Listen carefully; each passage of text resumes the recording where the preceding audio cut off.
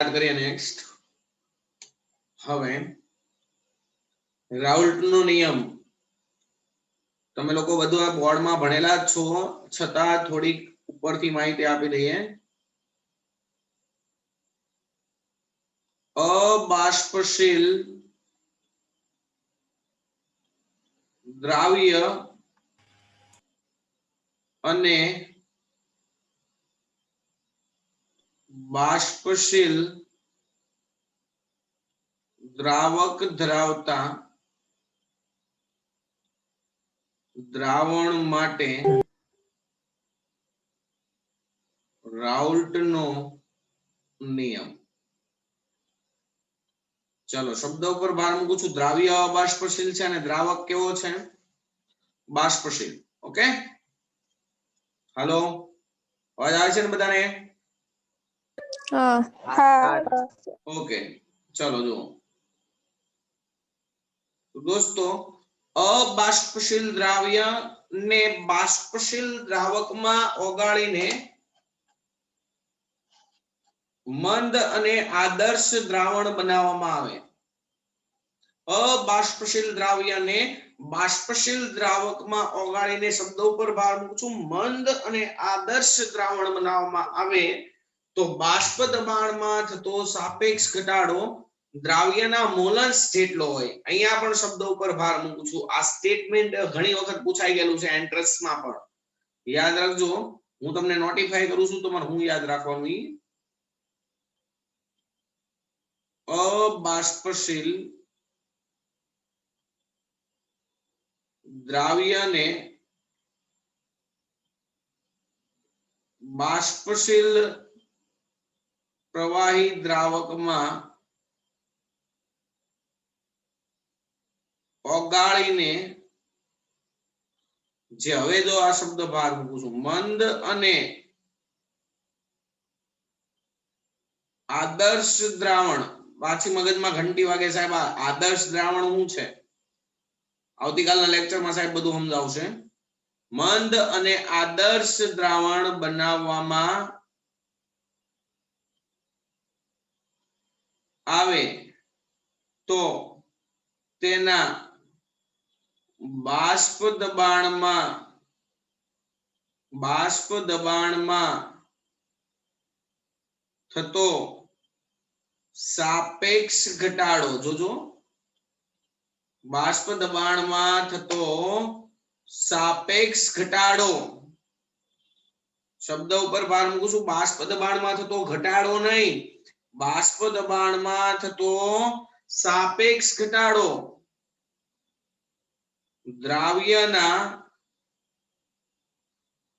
Mall અંશ જેટલો હોય છે. દોસ્તો, જે કાંઈ પણ બાષ્પ દબાણમાં ઘટાડો થયો, બરાબર છે, એ કોના કારણે થયો ભાઈ? બાષ્પ દબાણમાં જે કાંઈ પણ ઘટાડો થયો એ કોના કારણે થયો ભાઈ? તમે દ્રાવ્ય નાખ્યો ત્યારે થયો ને, કે એમનામ થઈ ગયો? બોલો. હલો, બાષ્પ દબાણમાં ઘટાડો ક્યારે થયો?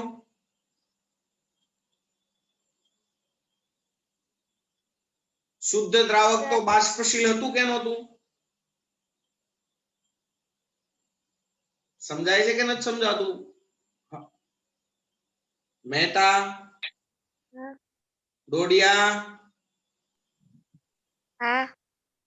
બેટા બાષ્પ દબાણ ખાલી દ્રાવક હતો ત્યારે તો બાષ્પ બનતી હતી અને વધારે બનતી હતી. હવે તમે એમાં દ્રાવ્ય નાખ્યું એટલે બાષ્પ દબાણમાં ઘટાડો થયો. એ બાષ્પ દબાણમાં થતો, અહીંયા જો શબ્દ ઉપર ભાર મૂકું છું, કેવો ઘટાડો? સાપેક્ષ ઘટાડો દ્રાવ્યના મોલન્સ જેટલો હોય છે. ધારી લો કે તમે શુદ્ધ દ્રાવક હતું ત્યારે એનું બાષ્પ દબાણ હતું. શુદ્ધ દ્રાવકનું બાષ્પ દબાણ ધારી લો કે તમે P0 લીધું હતું, બરાબર. હવે તમે બનાવ્યું દ્રાવણ, તો દ્રાવણનું બાષ્પ દબાણ દ્રાવકના બાષ્પ દબાણ કરતા કેવું હશે? ઓછું જ હશે, ઓબ્વિયસલી. ઈ છે ધારો કે પી, તો બાષ્પ દબાણમાં થતો ઘટાડો, જોજો શબ્દો પર ભાર મૂકું છું, બાષ્પ દબાણમાં થતો ઘટાડો, સાપેક્ષ નહીં ખાલી ઘટાડો કેટલો થાય? તો કે પહેલા કેટલું હતું બાષ્પ દબાણ? P0, પછી ઘટીને કેટલું થયું? P, તો ઘટાડો કેટલાનો થયો? P0 માઈનસ, ખબર પડી? અને હવે લખું છું બાષ્પ દબાણમાં થતો સાપેક્ષ ઘટાડો, સાપેક્ષ ઘટાડો એને લખાય P0 માઈનસ P અપોન કોની સાપેક્ષે તમે માપો છો? દ્રાવક P0. યસ, તો P0 minus P upon P0 આ કોના જેટલો હોય? તો કે દ્રાવકના મોલન્સ જેટલો હોય. તો હું તમને અહીંયા નોટિફાઈ એવું કરવા માંગુ છું કે બાષ્પ દબાણમાં થતો સાપેક્ષ ઘટાડો દ્રાવ્યના મોલન્સ જેટલો હોય, પણ તમને એમ પૂછવામાં આવે કે બાષ્પ દબાણમાં થતો ઘટાડો, ખાલી ઘટાડો, સાપેક્ષ ઘટાડો નહીં, તો યાદ રાખજો, તો એવું લખાય કે બાષ્પ દબાણમાં થતો ઘટાડો દ્રાવ્યના મોલ અંશના સમપ્રમાણમાં હોય. બરાબર? જેટલો દ્રાવ્ય વધુ નાખશો એટલો બાષ્પ દબાણમાં ઘટાડો થશે. ખબર પડે છે? હજી શબ્દ ઉપર ભાર મૂકું છું, બાષ્પ દબાણમાં થતો ઘટાડો લખો તો દ્રાવ્યના મોલ્સના સમપ્રમાણમાં હોય, અને બાષ્પ દબાણમાં થતો સાપેક્ષ ઘટાડો લખો તો દ્રાવ્યના મોલન્સ જેટલો હોય. ત્યાં પછી મોલન્સના સમપ્રમાણમાં નહીં, દ્રાવ્યના મોલન્સ જેટલો હોય. પડી ખબર? ખબર પડે છે? હા. Okay, very good. તો હવે સાહેબ સાબિત કરો આવું કેમ હોય? તો દોસ્તો ચાલો સાબિત કરીએ કે ભાઈ તમે બાષ્પશીલ દ્રાવકમાં અબાષ્પશીલ દ્રાવ્ય પદાર્થ ઓગાળીને મંદ અને આદર્શ દ્રાવણ બનાવો તો બાષ્પ દબાણમાં થતો સાપેક્ષ ઘટાડો દ્રાવકના મોલન્સ જેટલો જ કેમ હોય? સાબિત કરો ભાઈ, સાબિત કરો.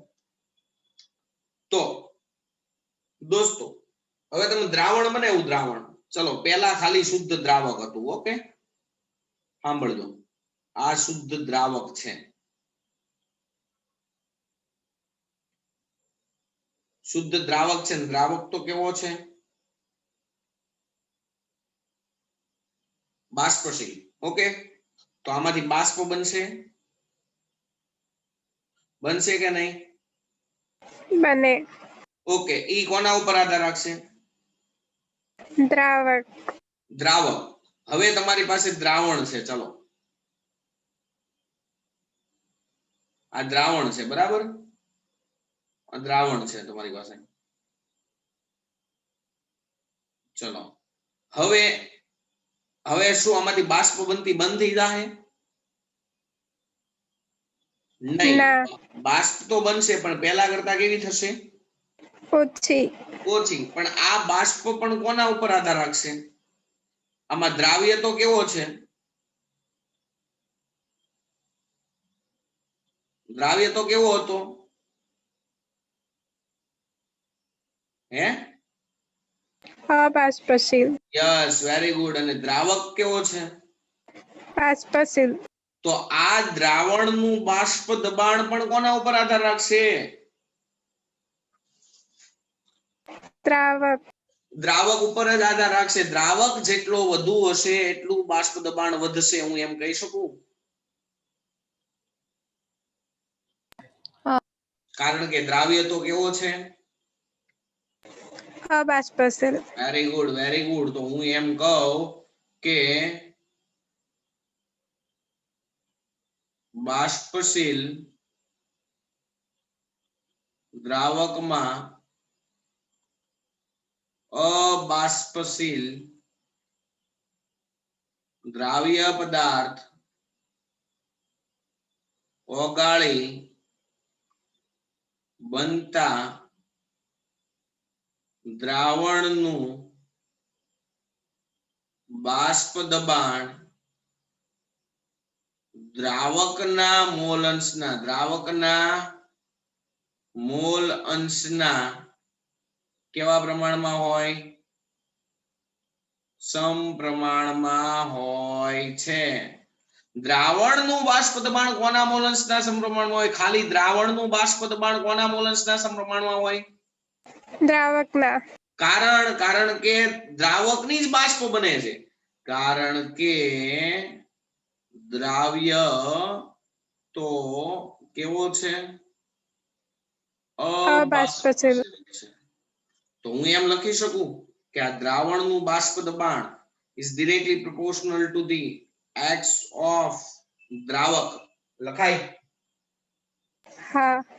તો અહીંયા આમ લખાય p બરાબર p0 x of દ્રાવક લખાય. તમને બધાને ખબર છે જો દ્રાવણમાં બધે બધો દ્રાવક હોય તો દ્રાવકના મોલ અંશ કેટલા? 1.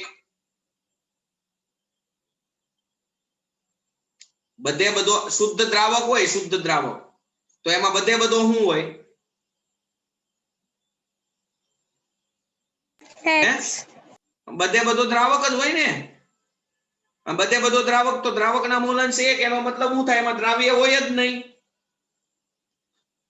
તો આ દબાણ છે એને હું શુદ્ધ દ્રાવકનું દબાણ ન કહી દઉં? ખબર પડે છે કે નથી પડતી? જો x of દ્રાવક is equal to 1, x of દ્રાવક is equal to 1 એનો મતલબ શું થયો? દ્રાવણમાં બધે બધો કોણ છે? દ્રાવક. બધે બધો દ્રાવક હોય ત્યારે એના દબાણને શું લખાય? p0. હા, તો અહીંયા x of દ્રાવક is equal to 1 તો p ના બરાબર p0. બોલો કઈ પ્રોબ્લેમ? ચલો હવે આ p0 ને છેદમાં લઈ જાઓ તો આવું થાય. આમ p છેદમાં p0 બરાબર x of દ્રાવક.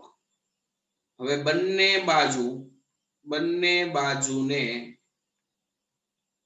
એકમાંથી બાદ કરતા, ચલો બંને બાજુને એકમાંથી બાદ કરો તો ડાબી બાજુ આમ થાય 1 minus p upon p0, જમણી બાજુ આમ થાય 1 minus x of દ્રાવક. દોસ્તો તમને બધાને ખબર છે દ્રાવણમાં રહેલા દ્રાવ્ય અને દ્રાવકના મોલ અંશનો સરવાળો કેટલો થાય? 1. તો અહીંયા દ્રાવ્યના મોલ અંશને કરતા બનાવું તો શું થાય? 1 minus x of દ્રાવ્ય થાય કે ન થાય? દ્રાવક, સોરી, 1 minus x of દ્રાવક થાય કે ન થાય? થાય. તો આ 1 minus x of દ્રાવક ની બદલે હું શું લખીશ? x of દ્રાવ્ય. અને આને આમ લખાય આમ p0 minus p upon p0 is equal to થઈ ગયું હું x of દ્રાવ્ય. અહીંયા રાઉલ્ટ નો નિયમ સાબિત થઈ ગયો. જો થઈ ગયો ને? બાષ્પ દબાણમાં થતો સાપેક્ષ ઘટાડો દ્રાવ્યના મોલ અંશ જેટલો હોય. ખબર પડી કે ન પડી? બધાને જવાબ તો ખાલી એક જ વ્યક્તિ આપે છે, બાકીના બધાને મને લાગે ઉપરથી જાય છે. p0 minus p upon p0 x of દ્રાવ્ય એટલે શું થાય? દ્રાવ્યના મોલ છેદમાં કુલ મોલ એટલે દ્રાવ્યના મોલ પ્લસ દ્રાવકના મોલ. હવે આ નિયમ કેવા દ્રાવણો માટે લાગુ પડે? આપણે પહેલા સ્ટેટમેન્ટમાં લખ્યું હતું મંદ અને આદર્શ દ્રાવણ બનાવવામાં આવે. યાદ કરો, લખ્યું હતું પહેલા સ્ટેટમેન્ટમાં હું લખ્યું હતું? મંદ અને આદર્શ દ્રાવણ બનાવવામાં આવે તો એવું લખ્યું હતું. તો મંદ દ્રાવણમાં દ્રાવ્યનું પ્રમાણ કેવું હોય? ખૂબ જ ઓછું હોય. તો ઉપરના સૂત્રમાં હું નીચે જે દ્રાવ્યના મોલ છે એને કાઢી નાખું તો એનો દ્રાવ્યના છેદમાં એનો દ્રાવક લખાય. અને મોલ એટલે શું થાય? જે તે પદાર્થના મોલ એટલે જે તે પદાર્થનું દળ છેદમાં તેનું આણ્વીય દળ. એટલે અહીંયા લખીશું દ્રાવ્યના મોલ એટલે દ્રાવ્યનું દળ ગ્રામમાં છેદમાં દ્રાવ્યનું આણ્વીય દળ છેદમાં દ્રાવકના મોલ એટલે દ્રાવકનું દળ ગ્રામમાં છેદનો છેદ અંશમાં દ્રાવકનું આણ્વીય દળ. આ સૂત્રના આધારે કેટલાક દાખલા ગણવાના થશે. બોલો કઈ પ્રોબ્લેમ? બોલો કઈ પ્રોબ્લેમ? ના. ઓકે, તો દોસ્તો આજના માટે આપણે એટલું ભણીએ છીએ. આવતીકાલે આપણે નવો ટોપિક ભણશું. એની પ્રોબ્લેમ? એની પ્રોબ્લેમ? ના. Okay, thank you for supporting. Okay, next કાલ મળશું.